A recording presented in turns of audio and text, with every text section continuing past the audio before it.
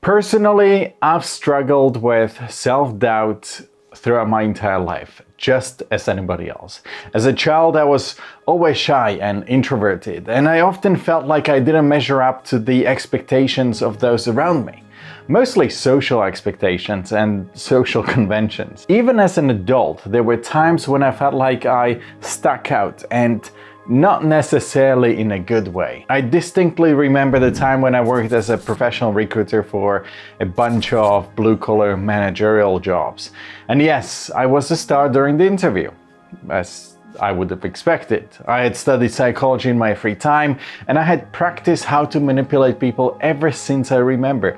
So getting through the interview with flying colors was not a biggie. The problem arose when I was suddenly in a situation when I had to create a rapport with a bunch of people I had never come in contact with in real life. People who, for one reason or another, lived for talking about football. And let me tell you, I had never cared about anything less than I cared for football. It literally got to the point when I had to start learning about the game, the vocabulary, and start reading the sports section, sifting through a myriad of scoreboards just to be able to create rapport with somebody I literally did not care about. And obviously I failed. You can't really just pick something like that, passionless and disinterested, and hope that you can fake it. So yeah, I still do find myself questioning my abilities and second-guessing my decisions, but I have also learned how to fight it and how to dismiss it completely. How not to let it affect me, affect my inner peace and my own happiness. Because this is what it's all about, self-doubt and self-esteem. They are funny words that really don't mean anything in practice. I mean, if you have negative thoughts and ideas and emotions, it's no surprise that you will feel like your self-esteem is lower and you will feel self-doubt. Remove any positive thoughts from it and make it more of a chronic state, and suddenly you get depression. But the reality is that it's all about how we feel and perceive things. See, self-doubt is something that many of us many people struggle with and experience it, but it really doesn't mean anything. It doesn't exist. But despite this, it can still be a major obstacle in achieving our personal and professional goals, which is a funny thing if you think about it. And it can hold us back from taking risks and pursuing our dreams, but not because of what you think, which is why we can actually learn to overcome it. One of the most effective ways that I have found to combat self-doubt is to try something I would call self-compassion. Instead of beating myself up for my perceived flaws or mistakes, I try to treat myself with a lot more kindness and understanding. When I approach myself, meaning when I think about my achievements, deeds, and actions, I try to look at them with empathy and acceptance so that I can start to let go of my self-doubt and focus on my strengths and accomplishments.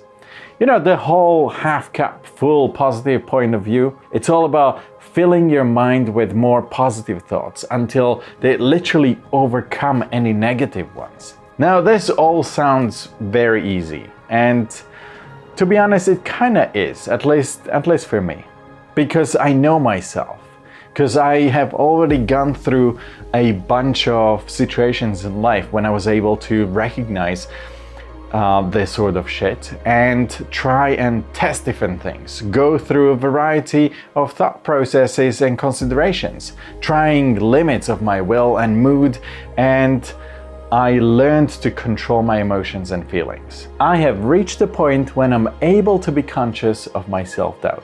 Conscious of what is causing that self-doubt. What causes the point that could be referred to as loss of self-esteem.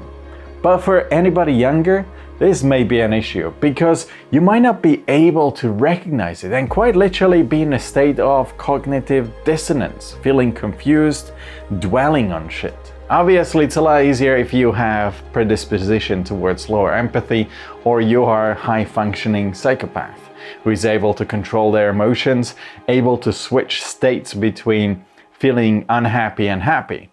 But even if you're not that, you can still understand what you perceive as self-doubt or lower self-esteem is simply a balance between your negative thoughts and the positive ones about yourself, your abilities, and your state of mind. Lower the expectations and set more realistic goals.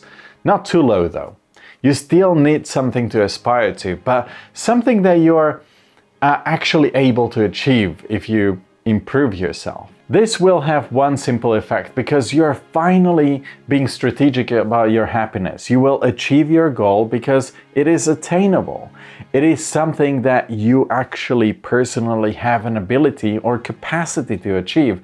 And therefore, this will provide you with the feeling of satisfaction. But at the same time, it will be something that will require your improvement and not just in the short term, which in turn will create a sense of goal. A goal that will give you and your life meaning.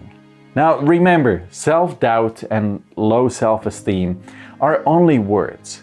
You are the architect of your own happiness.